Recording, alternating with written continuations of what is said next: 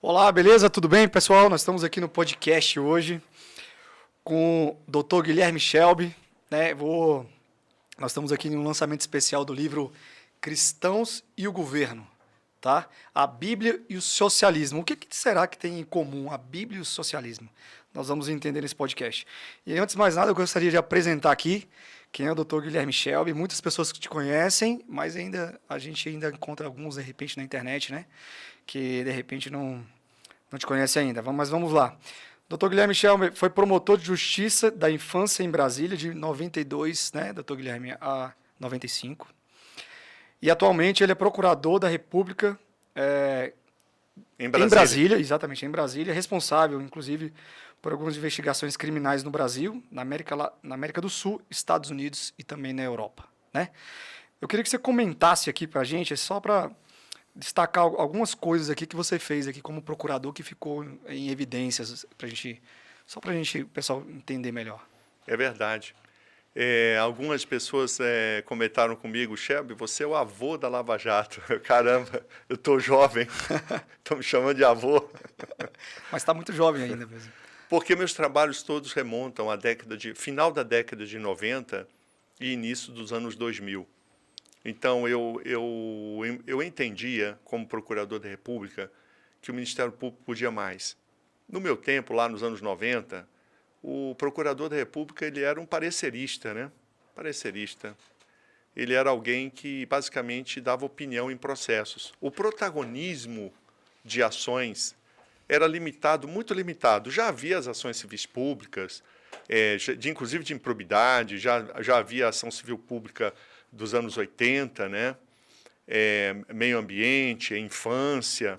Inclusive, um detalhe, hein? A primeira ação civil pública do Estatuto da Criança e do Adolescente, com trânsito em julgado, proposta pelo Ministério Público, eu fui o autor, Rapaz, em 1993. Então, essa indignação com a injustiça, com a corrupção. E aí, quando eu assumi um ofício criminal na Procuradoria da República, eu comecei a pensar onde estava acontecendo corrupção em Brasília. E não era o que me chegava. Para a gente, como procurador, chegavam os pequenos descaminhos, né? Os muambeiros, os famosos muambeiros. Era aquelas apreensões em flagrante, né? Aí nos ônibus, nas rodoviárias. é mais periférico ali, né? Periférico. E eu intuía que havia coisa maior por aí. E, estando em Brasília, nós começamos a fazer, e especificamente eu, a partir de vários indícios que surgiam até na imprensa, eu comecei a fazer trabalhos investigativos. O primeiro trabalho que realmente gerou uma repercussão muito grande foi o escândalo dos aviões da FAB no governo FHC. Uma matéria na Veja, ela revelava que havia um ministro da Casa Civil Forte. que usou o avião a jato da FAB para ir a Fernando de Noronha com os filhos e enteados.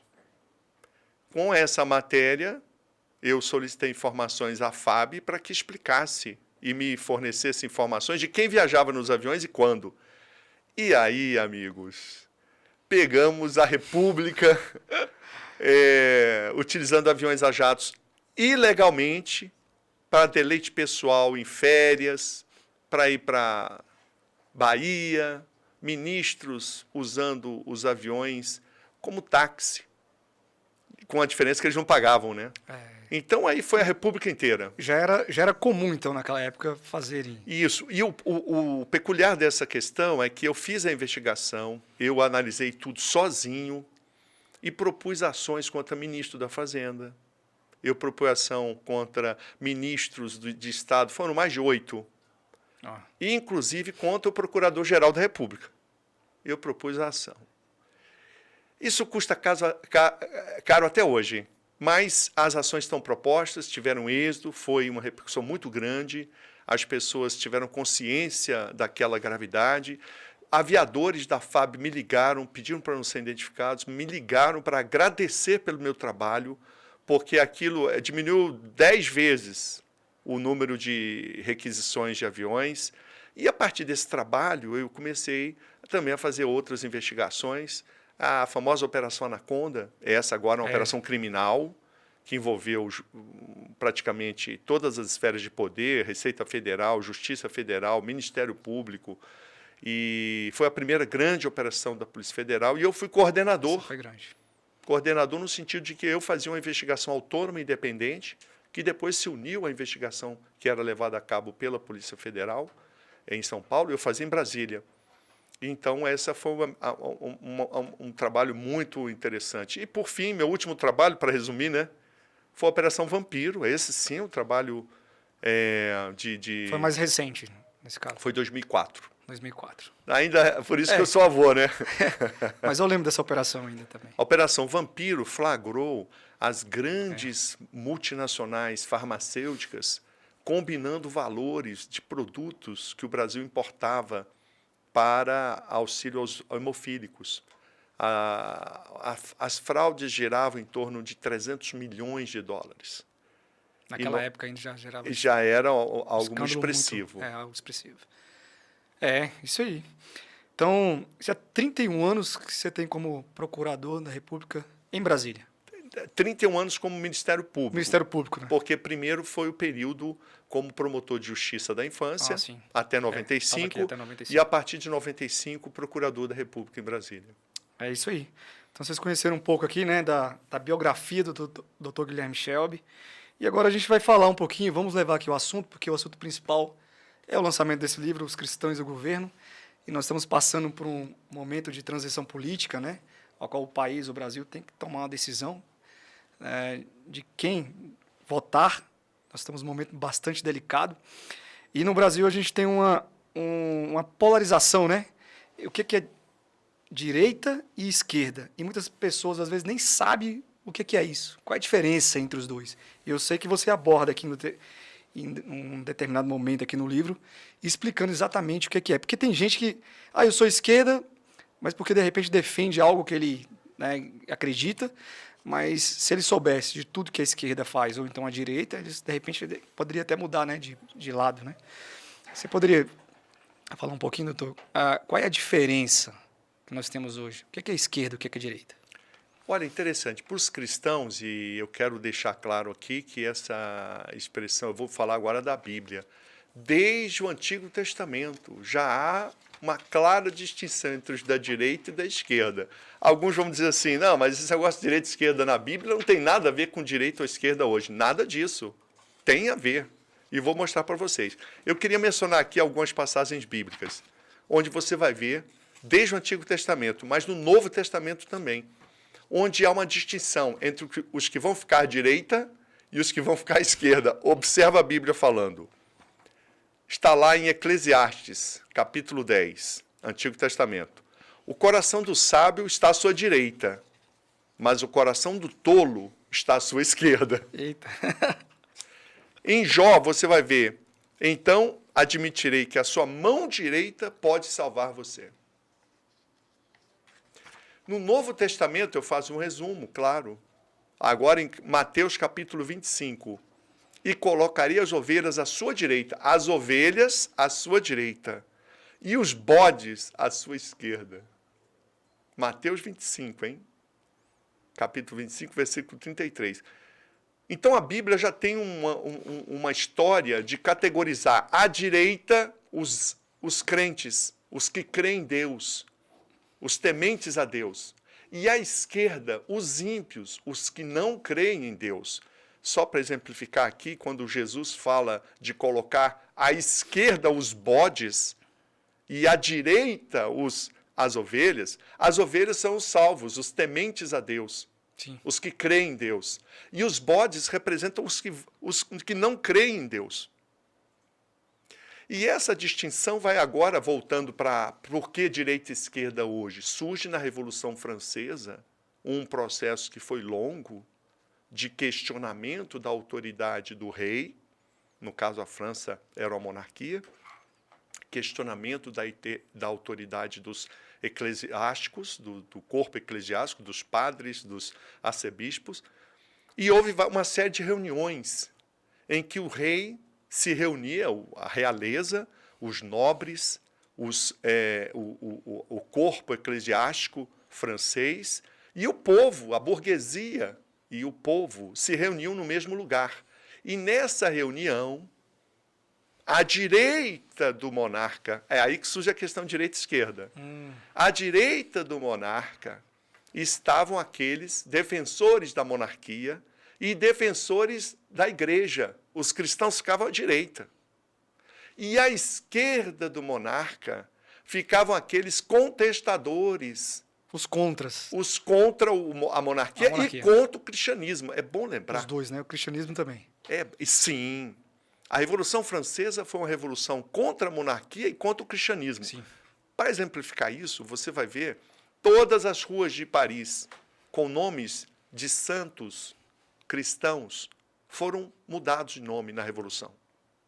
A igreja foi atacada, vários líderes cristãos mortos, porque a Revolução Francesa ela era contra a monarquia e o cristianismo, porque a essência era o racionalismo, o iluminismo, que negava qualquer relevância. E é claro, não vou dizer que não houve excessos, tanto da monarquia quanto do corpo eclesiástico, da igreja, mas a questão é que a Revolução Francesa era contra a igreja. E é por isso que surgem, então, os da direita, que apoiavam a monarquia e a igreja, e os da esquerda, os que eram contra a igreja e contra a monarquia. E é desse contexto que, evoluindo mais um pouco, e agora mais à frente, que surge a distinção. Os da esquerda são socialistas. Socialistas. E os da direita, aqui tem uma distinção, porque hoje você dizer que é da direita é basicamente você dizer que você não é socialista. Porque, ao contrário do socialismo, que tem um livro, o Manifesto Comunista e vários outros, que definem o credo socialista, que é uma religião e uma ideologia, o socialista tem um livro, o Manifesto Comunista, os vários livros dos autores consagrados do socialismo, que definem os princípios do socialismo. A direita não. A direita não tem um livro que diga, olha, a direita é isso. São vários autores, no curso de muitos séculos, vamos dizer assim, que vão dando ênfase à liberdade econômica, e aí se extrai da direita essa característica. São vamos dizer assim, os que não querem o Estado mandando nas pessoas, não querem políticas públicas para tudo. A direita, ela defende a liberdade do indivíduo, a capacidade de decidir de cada família, o protagonismo do indivíduo, da família e das empresas. A esquerda advoga o protagonismo do Estado, provendo tudo para as pessoas. Entendi. Exatamente. E interessante, né? E eu estou vendo aqui também, doutor, no livro Cristãos e o Governo, a Bíblia e o Socialismo aqui, pessoal, é uma coisa que chamou bastante atenção, que existiam as funções públicas eletivas, né? Existe, né? A gente, muitas vezes, a gente acha que é somente um cargo público, né?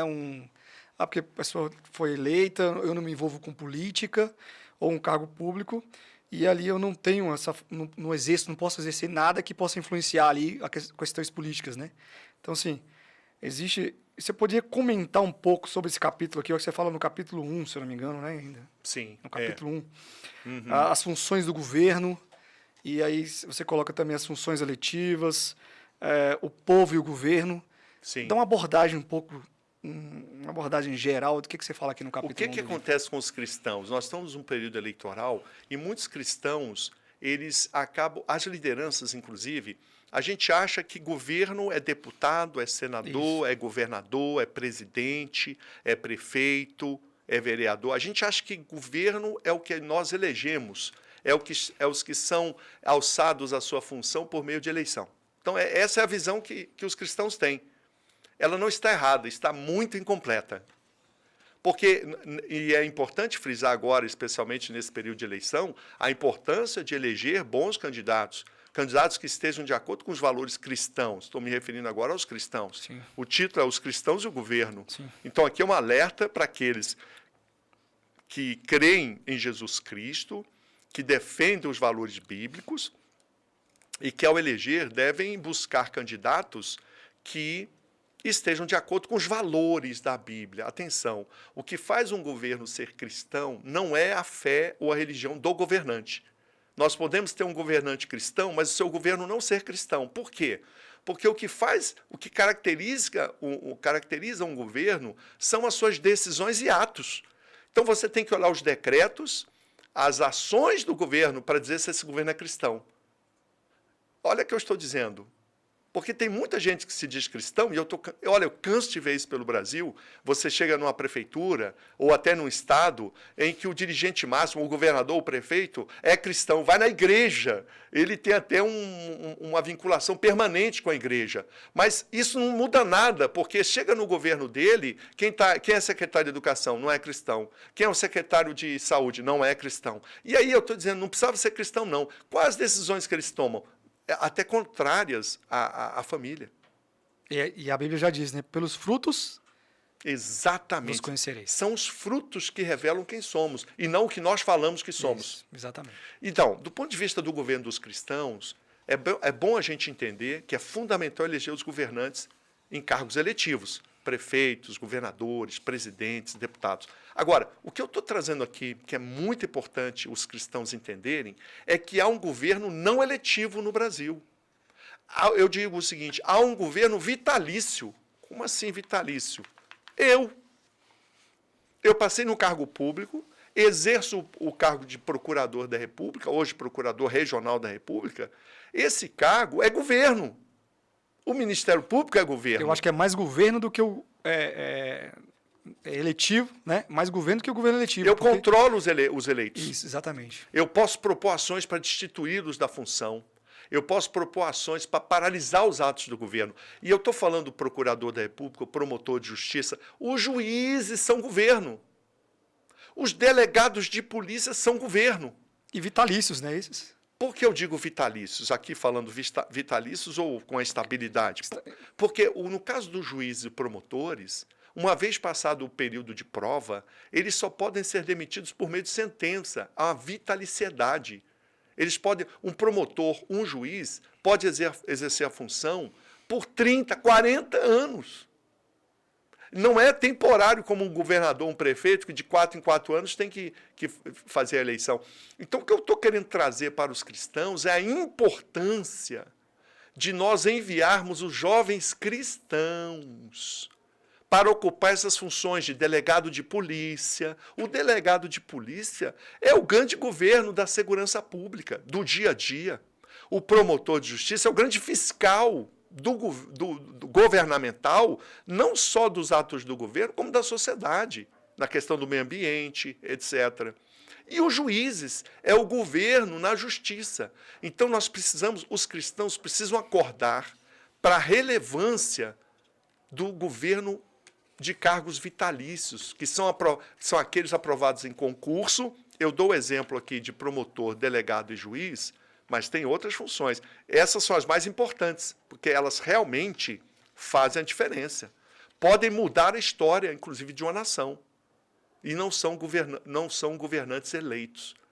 É um alerta. Eu dou o exemplo da Holanda, onde, no início, a liberação das drogas, vocês sabem que na Holanda houve uma liberação Sim. do consumo e até do tráfico, porque ele é vendido em lojas autorizadas. O que aconteceu? Como começou esse sistema? Começou por meio de promotores e delegados, que deixaram de propor ações contra usuários. Observa, a lei não tinha autorizado, mas esse governo vitalício, que são os promotores de justiça e os delegados, afrouxaram a fiscalização.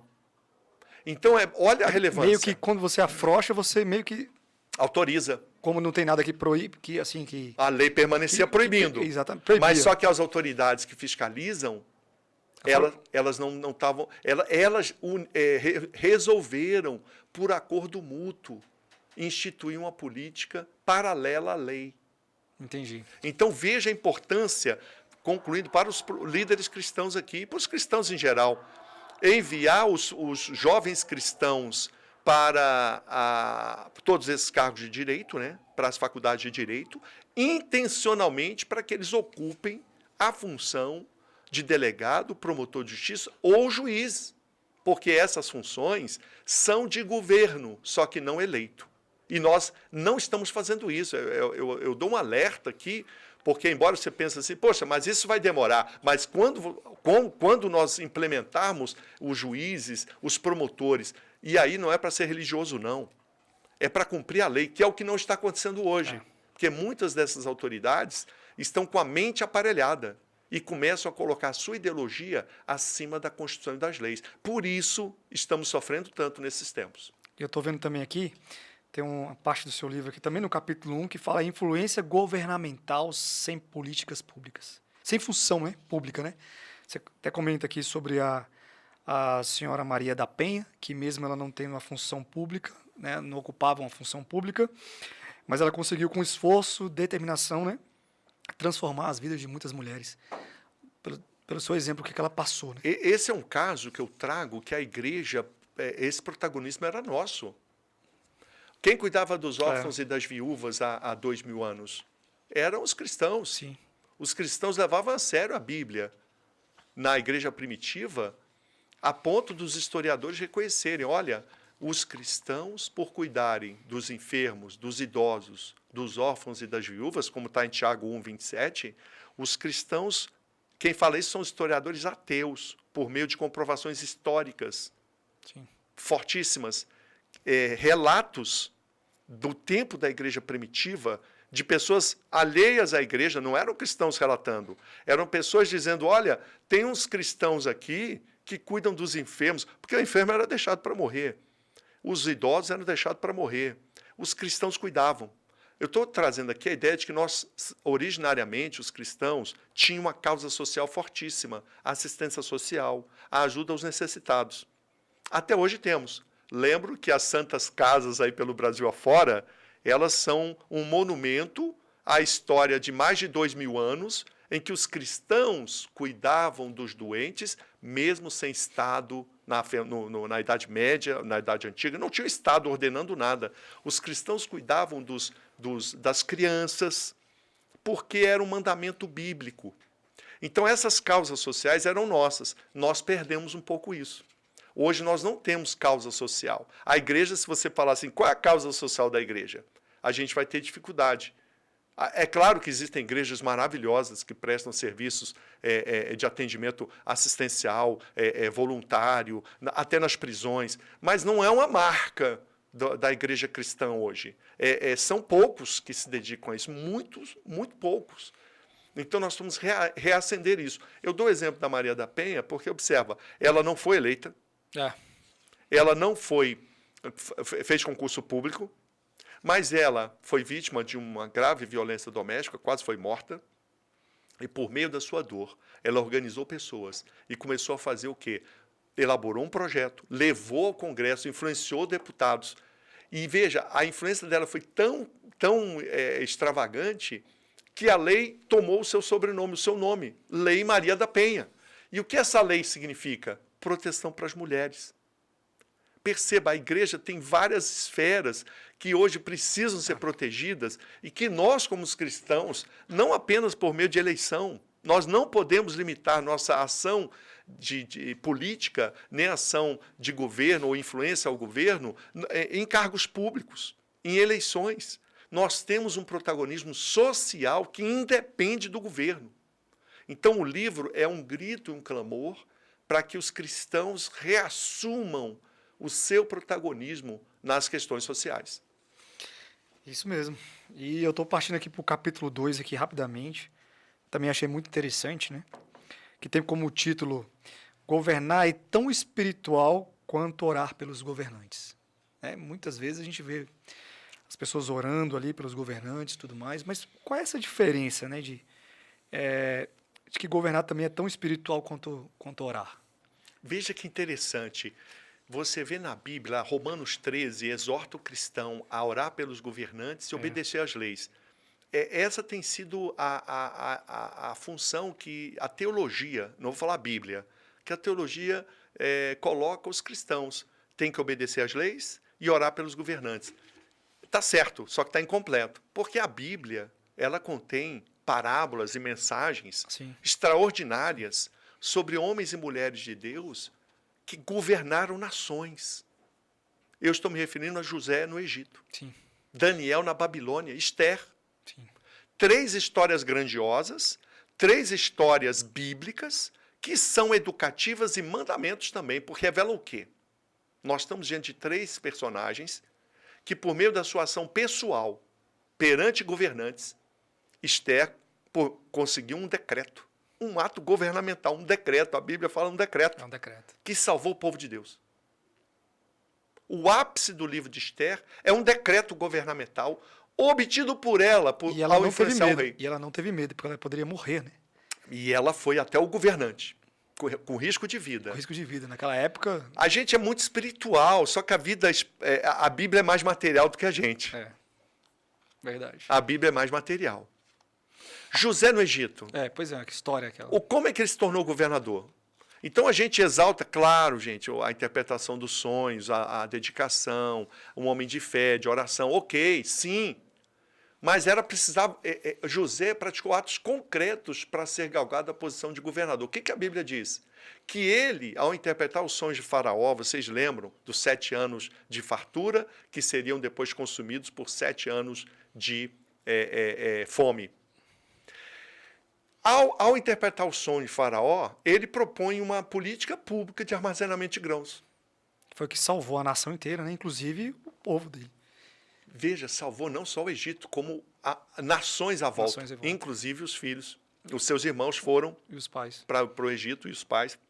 O pai Então, dele. veja, ao formular essa política pública de armazenamento de grãos, Faraó o galgou a posição de governador do Egito. É.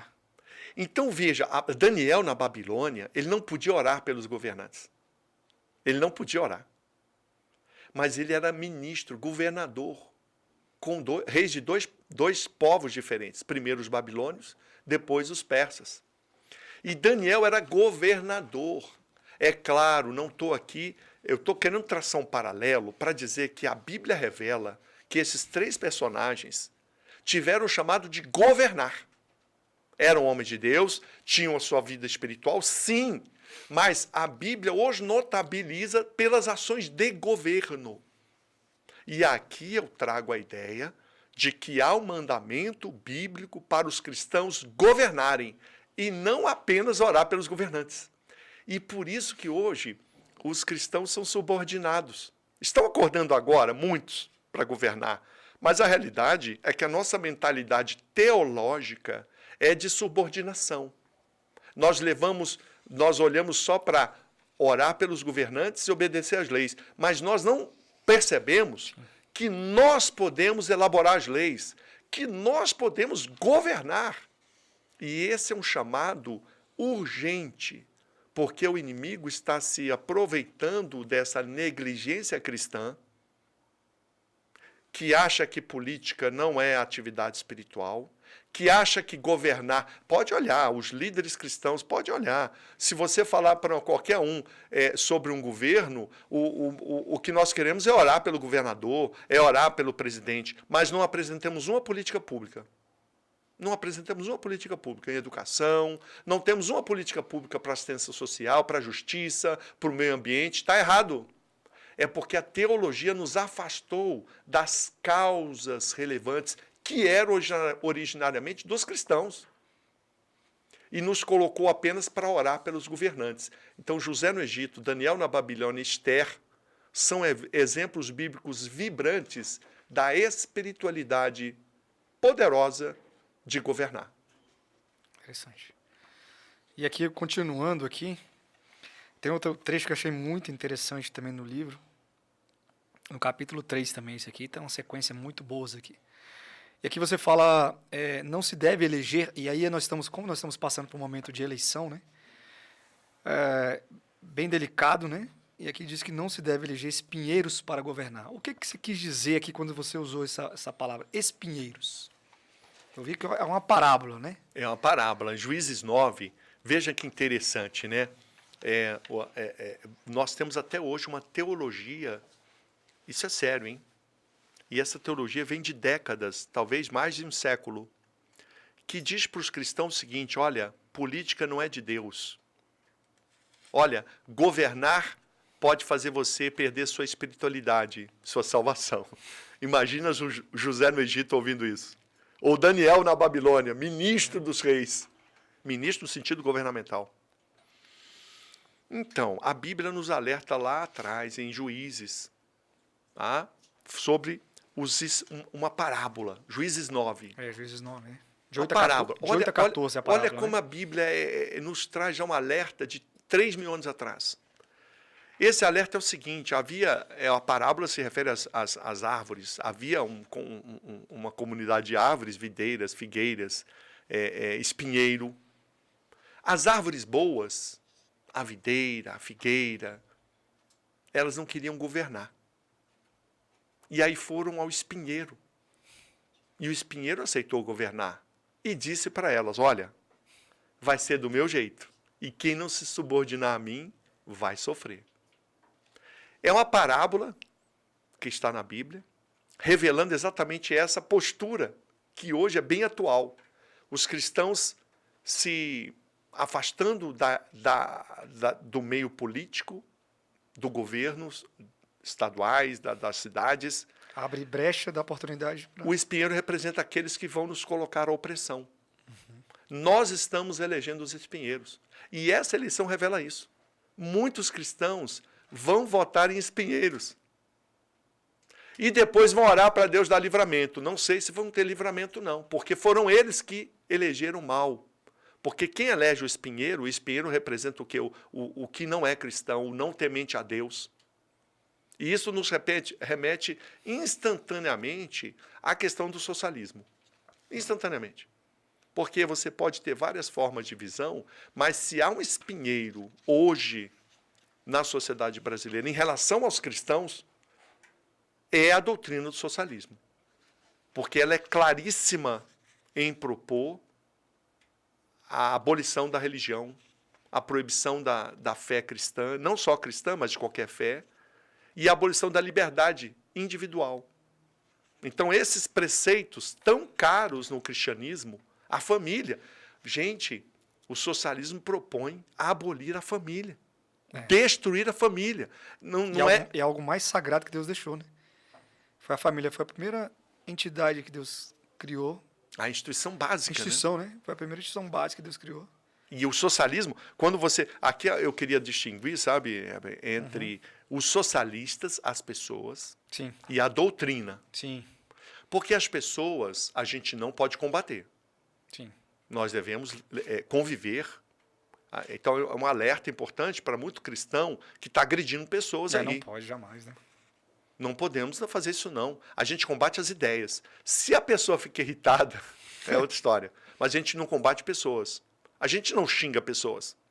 A gente está acostumado, infelizmente, a ouvir de muitos radicais aí, xingar os outros de fascista, homofóbico, que mais? Machista, racista. Olha, quem xinga pessoas disso, de duas uma. Ou é um criminoso, que está denegrindo a honra do outro, ou ele tem que ir na delegacia fazer a ocorrência. Porque se você chama alguém de racista, isso é grave. Isso é um crime contra a honra se não tiver um fato concreto. Se você chama alguém de fascista, isso é uma violação à imagem da pessoa. Sim. E ou você vai à delegacia imputar a essa pessoa um fato, ou você está praticando um crime, porque você está violando a honra das pessoas sem fundamento. E o que nós estamos vendo mais é isso. Então as pessoas xingam os outros para tentar calá-los, porque o fascista não tem direito a nada. Tem até uma música, não sei se você conhece, que é Fogo nos Racistas. Então, observa, quem é racista? Quem vai dizer quem é racista? Aqui já tem a figura clássica do totalitarismo da esquerda, que é exatamente imputar às pessoas uma qualidade, desumanizar o adversário, que era a estratégia de Hitler e de Stalin também. Tanto Hitler, o ditador nazista, quanto Stalin, o ditador socialista, uma das táticas mais frequentes desses dois governos reais foi desumanizar os adversários. Então, o Hitler desumanizava os judeus, imputando a eles a autoria da desgraça da Alemanha, imputando a eles serem pessoas de muita cobiça. Stalin desumanizava os burgueses e executou, dizendo que eles eram perversos, que eles eram responsáveis pela fome. Então você desumaniza o adversário para poder fazer com ele o que você quiser. E modernamente agora, canta-se em shows de jovens fogo nos racistas, que virou uma forma de você desumanizar o seu adversário. Ele não é racista, mas você chama ele de racista, exatamente para não dar voz a ele e desumanizá-lo. Então, trazendo isso para o socialismo, nós vamos ver que essa estratégia do socialismo, ela só se desenvolve pela nossa ignorância. Então, nós temos que lançar luz sobre a doutrina socialista, que muitos socialistas, quando forem revelados a ele o que está nos livros do socialismo, eles dizem, não, mas eu não sou a favor de destruir a família, por exemplo. É verdade. Muitos socialistas não sabem, né, que é da doutrina mesmo. Eles dizem que são, mas não conhecem efetivamente ali, né? A ideia aqui é que Talvez os cristãos conheçam, para que a gente dê essa informação. Eu trago aqui os livros do socialismo. Destruir a família. Karl Marx fala disso. Destruir a família. Muitos socialistas falam assim, não, mas eu não quero, eu valorizo a família, mas o socialismo não. E a doutrina e os partidos políticos que você está apoiando propõem destruir a família. Está nos livros. Às vezes tem algo bom, né? Mas no meio, ali no meio ali do... É uma da isca, doutrina, né? É uma isca. Vem algo bom para você ser pescado ali naquela isca, mas no meio está cheio de doutrinas ruins, né? E eles estão captando e cooptando e conquistando os jovens cristãos. Porque não tem informação sobre política, não tem as informações. Não conhece, né? E a ideia aqui é o pai mentorear o filho adolescente, o pastor mentorear os seus jovens da igreja, porque isso é uma vacina contra o socialismo. Que aparentemente parece que quer o bem. Não quer bem nenhum, não. Quer implantar uma ordem autoritária, quer abolir a família, quer proibir as religiões e implantar um Estado em que o indivíduo não tem relevância. Eu vou dar um exemplo para você, eu dou no livro. Nenhum Estado socialista real teve ou tem o habeas corpus. Nenhum indivíduo em qualquer regime socialista que existe ou existiu, nenhum indivíduo tinha direito de recorrer a um juiz para proteger sua liberdade. Nenhum regime socialista teve ou tem o habeas corpus. O que é o habeas corpus, gente? Nos países democráticos, todos capitalistas, diga de passagem. Todos os regimes democráticos que existiram ou existem, todos são capitalistas. Interessante. Não tem nenhum socialista democrático. Nunca existiu. Interessante. Aí vem lá o Bernie Sanders, só um parênteses, né? O Bernie Sanders fala assim, não, os países escandinavos são socialistas. É porque ele quer enganar os meninos que não leram. A Escandinávia tem um extraordinário programa previdenciário e assistencial. Sim. Lá você tem verba para tudo, né? Para viúva, para completou 18 anos. Então, você tem um sistema de previdência social extraordinário. Só que a Escandinávia, quando a gente fala Escandinávia, tá, gente? Está falando de Noruega, Suécia e Dinamarca, tá? Esses são os países escandinavos. Todos eles capitalistas. Por que capitalista, doutor Guilherme? Porque lá a propriedade privada é respeitada, o lucro é exaltado, tá? E a liberdade individual protegida. O Estado tem limite. A burguesia escandinava vai muito bem, obrigado. Não tem nada de socialismo lá. O que tem é uma previdência social bastante atuante. Mas, fechando essa ideia do socialismo e do capitalismo, os regimes democráticos têm o habeas corpus. O que é o habeas corpus? O indivíduo recorre a um juiz para que garanta a esse indivíduo a liberdade diante do Estado. Isso não existiu e não existe, nunca existiu em regime socialista. O indivíduo não tem relevância. Então, se você não pensar como o partido ou o governo, você tá fora, é carta fora do baralho. Você é uma pessoa que não tem valor nessa sociedade socialista. Não é à toa, você está vendo aí os coletivos, né? Qual o nome que se dá a esses movimentos sociais hoje aqui no Brasil? Coletivo tal, coletivo tal. Não tem indivíduo. É a supressão da individualidade. É verdade. Então, nós temos que estar atentos, porque os nossos jovens cristãos, por não terem essa informação, conhecem a Bíblia, mas votam no socialismo. conhece a Bíblia, mas defende os valores socialistas. Então, isso é um processo urgente para as lideranças cristãs acordarem, Heber. Eu vou fazer uma pergunta aqui, tem um capítulo 6 aqui, você fala Bíblia e socialismo, né? Está bem claro aqui, só para fazer um desfecho aqui nessa parte. Você acha hoje, os jovens principalmente, eles conhecem mais a Bíblia ou mais o socialismo, ou vice-versa? O que você acabou de comentar aí, né? Que às vezes conhece a Bíblia, tá ali frequentando a igreja, tudo, né? Os pais ensinam desde criança, né? Os caminhos ali, né? Tudo certinho, tal, baseado nos princípios cristãos. Mas, basicamente, eles não conhecem, eu acho, né? Que pelo menos não conhecem muito essa parte do socialismo, é o que você já vem falando várias vezes aqui. E eu vou te perguntar aqui, qual é o seu conselho para um pai, por exemplo, que está assistindo agora esse podcast? Por exemplo, para ensinar um filho, né, de repente nem o pai não sabe ainda o que é o socialismo também, né? Falta isso. Então, se você faz um paralelo aqui, né, no livro, explicando exatamente o que é que a Bíblia fala e o que é que o socialismo prega, não é isso? O que é que a Bíblia prega e o que é que o socialismo fala. E a gente pode perceber que muitas vezes é totalmente o contrário uma coisa da outra, né? A Bíblia fala um jeito contrário. E o socialismo fala para ir do outro jeito, né? E a gente vê que cada vez mais, principalmente os jovens, né, não conhecendo, vão lá e são pescados. Eu me refiro até aos líderes. Até os líderes, inclusive. Os pastores, os padres. Sim. Eles não conhecem, eles não têm fundamento. E quanto mais as famílias e os jovens. E aí o que acontece? O que está acontecendo com a gente, por questões teológicas, os cristãos não acham espiritual tratar de temas da política, da sexualidade, das drogas. Nós não tratamos isso. Exato. Com as famílias cristãs não tratam isso com os filhos, as igrejas cristãs não tratam esses temas. Então, muitos cristãos vão buscar a formação com os amalequitas. Eu estou tomando aqui os amalequitas como um referencial metafórico de um povo que persegue os cristãos, que persegue os homens e mulheres de Deus. No Antigo Testamento preferiam perseguir os israelitas, os hebreus, para a morte, né? Os amalequitas queriam a morte do povo de Deus.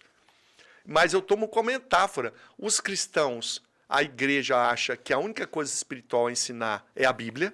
Olha que coisa interessante. E não prepara os seus jovens para os temas culturais que vão levá-los à morte. Porque o que está acontecendo é que os jovens vão para as universidades ou nas escolas e eles são mentoreados com os valores amalequitas na questão das drogas, da sexualidade, etc.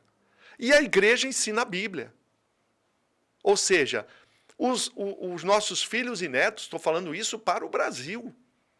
Quem está formando os jovens cristãos são os amalequitas nas escolas. Porque é lá que é ministrado os valores sobre esses temas fundamentais e são espirituais. Sexualidade é tratado na Bíblia, os temas políticos são tratados na Bíblia, a questão da embriaguez, das drogas é tratada na Bíblia. Só que nós, por razões teológicas, achamos que a igreja só tem que falar da Bíblia. Ninguém nos obrigou a ser assim, não. A Bíblia fala diferente. Exato. Mas o meu alerta aqui é para dizer para as lideranças cristãs e para as famílias da importância e espiritualidade dos temas culturais. O foco aqui é política, questão da sexualidade, estão mudando a linguagem das crianças.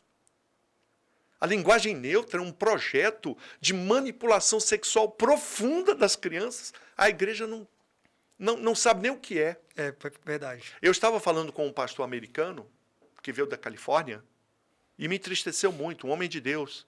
Ele falou com a maior naturalidade comigo: Dr. Shelby, a minha filha já fala linguagem neutra. Ela estuda na Califórnia e já foi aplicado e implantado nas escolas da Califórnia a linguagem neutra. Linguagem neutra é a linguagem do ativismo sexual perverso. Então, veja, olha o quadro. O nosso destino é o mesmo da América. Mesmo. Porque nós estamos cumprindo o protocolo teológico que nos foi dado de lá. E a igreja cuida da palavra de Deus e só. Não se metam com política, não se metam com governo, não se metam. Temas de sexualidade não tem espiritualidade. Prevenção do abuso contra crianças não tem espiritualidade. Questões ligadas às drogas não tem espiritualidade. Então aí, os nossos jovens são levados para a cova dos leões, para o abatedouro. Verdade. E nós estamos vendo isso e precisamos mudar essa história. Então aqui eu trago para lideranças e para os pais, para os cristãos, e até vou dizer, muitos que não são cristãos vão ler esse livro e vão falar, puxa, temos que fazer alguma coisa. Porque o que estão fazendo com o jovem hoje é uma lavagem cerebral, por falta de fundamentos. E eu resumo os fundamentos, dando a origem, porque aqui a intenção não é fazer proselitismo, não. Eu dou os livros do socialismo e mostro a Bíblia. Eu apresento a tática. Um paralelo entre os dois, né? Eu mostro aqui um cara chamado Saul Alinsky. Sabe quem é Saul Alinsky, Heber? Olha esse cara. Aqui tem que abrir um capítulo para Saul Alinsky. Está no capítulo 4 ou 5, do Socialismo Cultural. O Saul Alinsky, gente, ele era um socialista radical. A tese de mestrado dele foi com o Al Capone, o famoso gangster de Chicago americano. Esse cara, o Saul Alinsky, desenvolveu um pensamento muito avançado. Ele é anticristão. Ele escreveu um livrinho dedicado a Lúcifer. Nossa. O livro chama-se Regras para Radicais. Nesse livro dedicado a Lúcifer, logo no início ele dedica ao primeiro que se revoltou e conseguiu conquistar o seu próprio sistema e reino, Lúcifer. Ele dedica um livro ao Pesado, capeta. Hein? Pesado, hein? Agora, o que o livro diz? Eu fui ler o livro.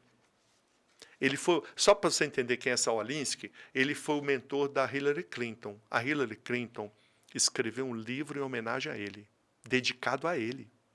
O Barack Obama, o primeiro emprego do Barack Obama foi numa ONG criada por Saul Alinsky. Socialista, o PSOL é centro.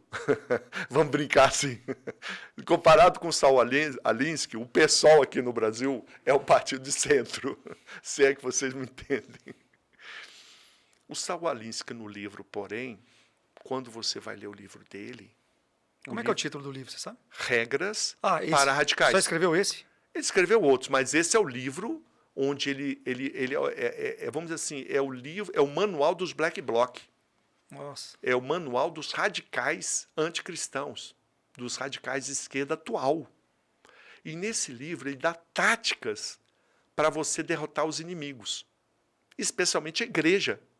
Ele diz, por exemplo, num contexto que agora eu interpreto, se você quer combater a igreja, primeiro faça parte dela, para fazê-la apodrecer por dentro. Forte, guerra orgânica. É. A gente viu aí recentemente uma moça dizendo que eu vou me infiltrar no Ministério Infantil. Isso vem dos anos 50. Nós estamos 70 anos atrasados. Só isso. A igreja dormiu e acordou. Eu alerto, não saia correndo que você vai cair. Se você está acordando agora, comece a andar devagar e refletir. Porque quem dormiu muito tempo e ficou deitado e de repente quer sair correndo, vai cair. O que acontece aqui? O Saul Alinsky, quando você vai ler o livro dele, que é um livro contra os cristãos, o que é surpreendente? Quando você abre as páginas e vai lendo, é Samuel para cá, é Davi para lá, é Gideão. Como assim? Ele fala da Bíblia. Por que ele fala da Bíblia? Porque ele usa as táticas bíblicas. Ele foi à Bíblia para pegar as táticas de guerra e combate para usar contra os cristãos. Vou dar um exemplo. Ele diz numa passagem, quando você estiver, quando o seu exército for pequeno e você não tiver como enfrentar o inimigo, faça como Gideão. Infiltre-se no exército inimigo e espere o momento adequado para dar um grito muito efusivo, fazendo com que eles achem que seu exército é maior do que é na verdade. Então, aqui é um alerta para que os cristãos entendam e conheçam as táticas do inimigo. adversário, o que é nosso fim. Eles dizem abertamente que querem abolir a família, destruir a família, querem abolir a religião, querem destruir todos os fundamentos sociais e querem erotizar as crianças. E estão fazendo isso. O alerta é para que a gente dê a vacina primeiro para os jovens cristãos. Dê a informação. E quem tem que fazer isso? Os líderes cristãos e as famílias. Verdade. Então, se você analisar bem o que você falou aí, eu estou até vendo aqui, você falou do capítulo 5 mesmo, o socialismo cultural, o feitiço das palavras. Muito forte, né? É aquilo que você comentou. Lembra que eles vêm aparentando a justiça social, nós queremos a igualdade. Os meninos de 10, 12 anos estão falando, eles estão sendo catequizados pela mentalidade socialista, inclusive por cristãos bem-intencionados. Tem muito cristão bem-intencionado que catequiza os filhos ou as crianças com a mentalidade socialista. Por quê? Qual que é a lógica da mentalidade socialista? A lógica mais profunda é a ideia de que a essência das pessoas não está no seu caráter e virtude, mas está na classe a que você pertence. O socialismo deposita na classe a que as pessoas pertencem, trabalhador é classe, mulher é classe, negro é classe, o gay é uma classe, a mulher é classe, percebe? Quando você pertence a essa classe, na visão socialista, você é bom. Então você tem que pertencer a alguma classe dessa aí para você se tornar bom. Então a mulher é sempre boa e vítima da violência. E o homem é o abusador. O negro é bom, é humilde, é vítima do racismo. E o branco é o opressor racista. E aí vai. O trabalhador, ele é bom e explorado. E o burguês, o rico, é o explorador mau. Essa lógica de você categorizar as pessoas em classes, e aí você coloca uma classe contra a outra. Então, e nós sabemos, aí vem um antídoto. As virtudes das pessoas não está na classe a que ela pertence. Sim. As virtudes estão no indivíduo. Existem negros bons, negros maus. Existem brancos bons, brancos maus. Existem gays bons e gays maus, perversos, criminosos. O ser humano, em qualquer classe, ele pode ser bom ou mau. Ou você acha que nos acampamentos do MST não tem violência doméstica? Ou você acha quem que estupra as mulheres negras? As estatísticas mostram que são os negros. Verdade. As estatísticas mostram que a maioria absoluta dos estupradores de mulheres negras são homens negros. Então, as informações, quando levado às pessoas, vai dar... É claro que os brancos também estupram, não estou dizendo que são só os negros que estupram, mas eu estou dizendo, peraí, brancos ou negros, homens ou mulheres, podem ser bons ou maus. Não é o fato de ser mulher. Atenção, 1/3 da violência doméstica contra mulheres é praticada por outra mulher. Durmam com essa. 1/3 da violência doméstica, o agressor é uma mulher. Como é que pode? Então nós precisamos entender que o ser humano é mau ou bom. Não é a classe que vai purificar ninguém. Até nós mesmos cristãos. Pode haver muito cristão que proclama grandiosidades, mas na sua vida pessoal está longe daquilo que fala. É aquela história, né, que está escrito na Bíblia, aquela frase. Pelos frutos, né?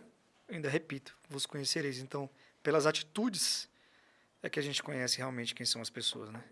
Igual você falou, não está na classe.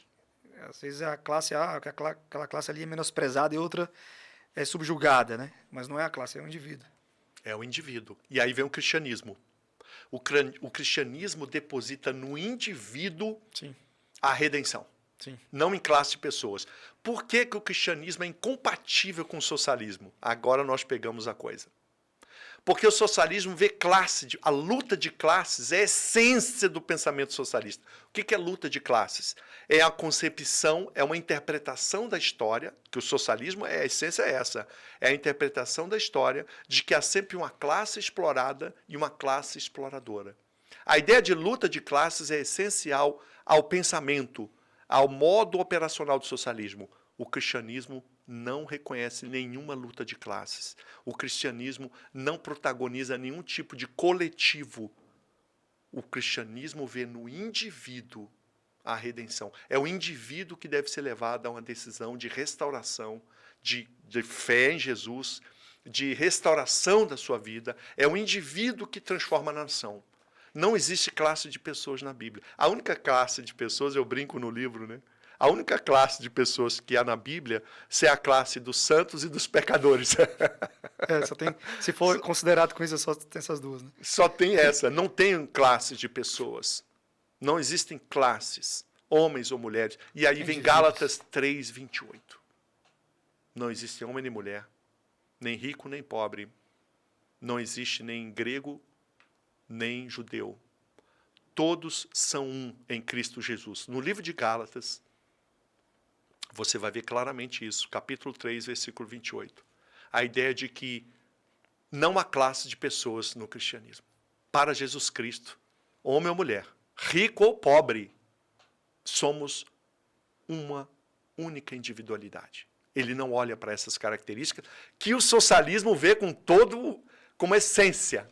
O cristianismo não tem esse referencial. Por isso que eu digo que o socialismo e o cristianismo são como água e óleo, não se misturam. Realmente. E quando tenta, dá essa confusão toda, né? Doutor Guilherme, eu estou vendo aqui, eu queria que você desse um conselho, né?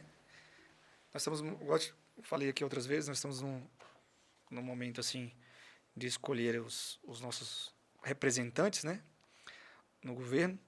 E qual conselho que você dá aí para os líderes, para a sociedade em geral, para os jovens, em que governantes devemos votar, né, e ter como nossos eleitos aqui, para o povo? O meu conselho é negativo. Não vote em espinheiros. Não vote em quem anuncia abertamente que irá perseguir os cristãos, que irá destruir a família, que irá abolir a liberdade. Todos os regimes socialistas, eles praticaram isso.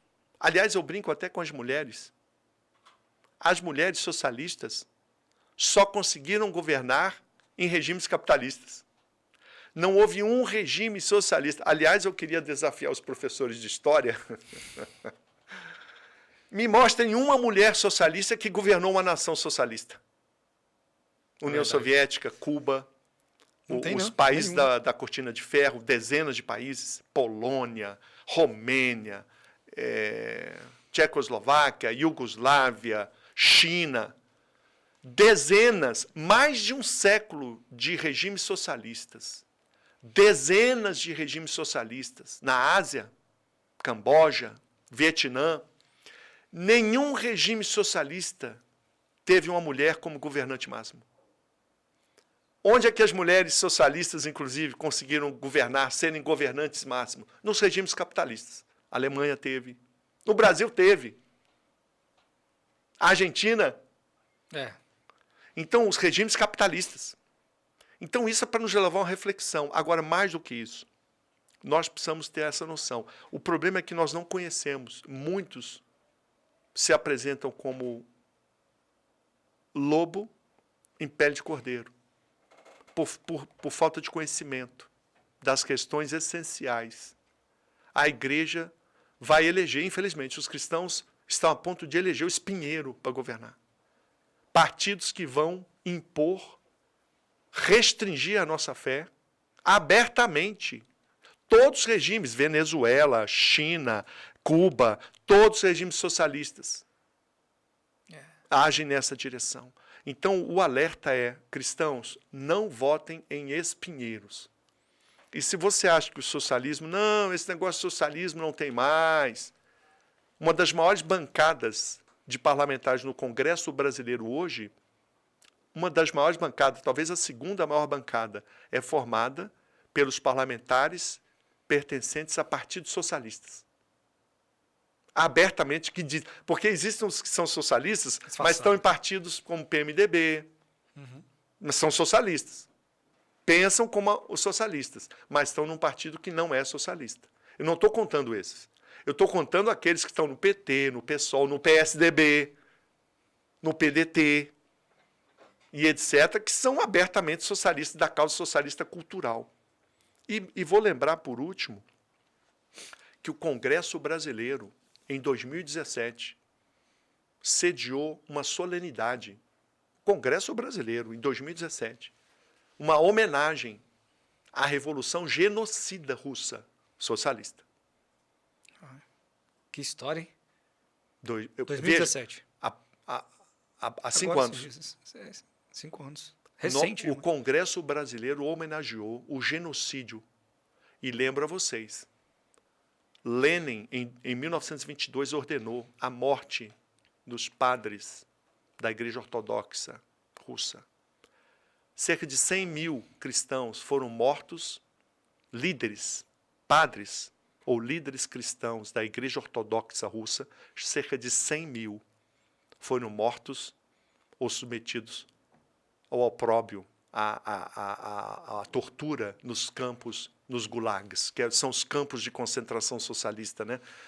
Hitler tinha os campos de concentração nazistas, o Stalin tinha os gulags, que eram os campos de concentração na Sibéria e outras regiões, onde os padres eram enviados para morrer de fome, inclusive. Nossa.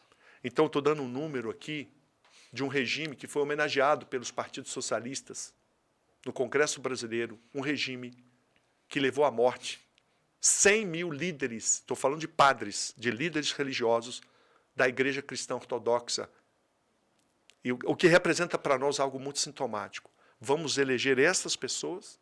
Tem que tomar cuidado, hein? Então é um alerta mesmo, e eu proponho que os líderes, que os cristãos conheçam e conhecereis a verdade vos libertará. A ideia é exatamente essa. Nós precisamos entender os temas culturais, como política, sexualidade, drogas, são temas espirituais. E são espirituais por um motivo muito óbvio. São esses temas que estão levando os jovens cristãos para a morte espiritual. Doutor Guilherme, quero te agradecer pela oportunidade de estar aqui conosco, né? Falando um pouquinho dessa obra que você criou aqui, que é Os Cristãos e o Governo, a Bíblia e o Socialismo. Nós vamos deixar aqui na tela embaixo, no vídeo, no podcast, o link para quem quiser adquirir o e-book. Tá? Esse e-book aqui maravilhoso você tem na versão digital, e aí qualquer um que quiser pode baixar. Né? Então, vamos deixar aqui na tela, é cristãos.pelainfância.com.br. É o blog, né? É o blog. Ou na minha bio, no meu Instagram. Seu Instagram é? Guilherme Shelby. Guilherme Shelby. Oficial, é isso? Não. Oficial é o canal do YouTube. Então tá aqui atrás, Guilherme Shelby. Shelby com S, tá? Começa com S. Você pode entrar lá, então, vai estar o link aí embaixo, aqui na descrição do vídeo, ou aqui embaixo no vídeo mesmo, para você poder adquirir esse livro. Eu também quero mostrar outro livro que eu estou na minha mão aqui, Conselhos de um Procurador da República, também de autoria do Dr. Guilherme. Ele tem vários livros, né? Vários 12. 12 livros, bastante livros. Eu lembro que tem Família Educa, Escola Ensina, bastante interessante, né? Tem Conflitos e Violência na Escola, Educação Sexual para Crianças, Limites e Desafios, tem o Manual do Professor, que é um livro clássico para os gestores de escola e professores sobre os direitos e deveres na escola. Querem Calar a Igreja Cristã, que é sobre essa... A gente explica melhor sobre essa ideologia, o socialismo cultural identitário na área da sexualidade, por que estão erotizando as crianças. Enfim, são obras sempre vocacionadas à instrução. A instrução. A dar a base legal, como enfrentar essas ilegalidades, né? Sim, sim. Tudo é baseado através de leis, né, que eu estou vendo aqui. Esse livro, porém, já é diferente. O Conselho do Procurador da República é como se fosse um devocional em provérbios. Sim, provérbios. E vocacionado a dar aos jovens e a todos nós, né? Como agir em situações de conflito, como agir em situações de risco. Aí tem orientações para a gente, por exemplo, mentorear é um treino de emoções. Como agir em situações emotivas, como agir em situações de perseguição, como agir, poderia ser um resumo desse livro, dizer como os bons deve enfrentar os perversos. Aí vem Os conselhos aqui, né? a frase clássica, né, de Jesus Cristo. Tem um título subtítulo aqui, o poder do silêncio e da paciência, né? Você vai ver nos provérbios, que é muito frequente em provérbios, você espera, aguarda, não reage agora. Então, é uma forma da gente dominar as emoções. Porque a gente estuda português, matemática, biologia, física na escola, mas não tem uma aula sobre emoções. Como controlar as emoções. Esse é um livro para a gente controlar as emoções. Não de uma forma assim edificadora. Aí é instrutiva, ou seja, ações práticas. Dizendo como agir naquela situação. O que realmente fazer, por exemplo, quando você é vítima de fofoca. Eu tenho um subtítulo aí, quando eu falo exatamente da fofoca. É aquele mal dizer que tem uma origem não conhecida e que a sua honra está sendo manchada. Como você reage à fofoca? Na escola, contra um filho, no seu lugar de trabalho, na família. Então, eu tenho um protocolo para você ir, aos poucos, identificando a origem e, ao mesmo tempo, não ser você a disseminar as más informações sobre você, que é o que fazemos, por exemplo. É muito clássico isso, né? Então, essas piadas, né? Então, aí o cuidado de você não expor a intimidade das pessoas de forma jocosa, piadas com as pessoas. E eu trago aí minha experiência criminal, mostrando que, às vezes, uma piada ocasionou, foi a causa direta de um homicídio. Olha que coisa difícil da gente imaginar, mas acontece. Muitas vezes você não vai ser vítima de um homicídio, mas uma pessoa vai romper com você. Você vai perder oportunidades, porque ao fazer uma piada com alguém que você não conhece, ou com alguém que você conhece, mas fazer em público, aquilo pode gerar humilhação. Então, esse é um livro, é um devocional para treino das emoções das pessoas, e também para conhecer a palavra de Deus, provérbios. Cada informação que eu dou, ela vem seguida de um provérbio. Cada conselho, são 110 provérbios nesse livro, que são profundos. E a marca muito comum deles é você ter paciência, é você esperar para falar na hora correta. É isso aí. Conselhos de um procurador da República. Eu acho que a gente pode marcar depois um podcast só para falar desse livro aqui. O que você acha? Eu acho ótimo. Esse aqui dá para a gente ficar um bom tempo aqui, né? Dá. Então, pessoal, nós vamos voltar aqui depois, né, com mais outro podcast para falar desse livro aqui, O Conselho de um Procurador da República, que é muito interessante, Uma vez uma pessoa me disse o seguinte, sabe o que me disse essa frase, ó. Se você lê Provérbios todos os dias, a sua vida todo dia vai ser diferente, melhor do que o dia anterior. Sabe? Provérbios realmente traz muitos conselhos bons na Bíblia para a gente tratar de momentos atuais, inclusive. Eles são muito atuais, muito atuais. Então, nós vamos ficando aqui nesse podcast e nós vamos voltar no próximo para falar sobre este livro aqui. Aguarde nosso próximo podcast. Muito obrigado a todos. Obrigado, doutor Guilherme. Obrigado a vocês. Valeu.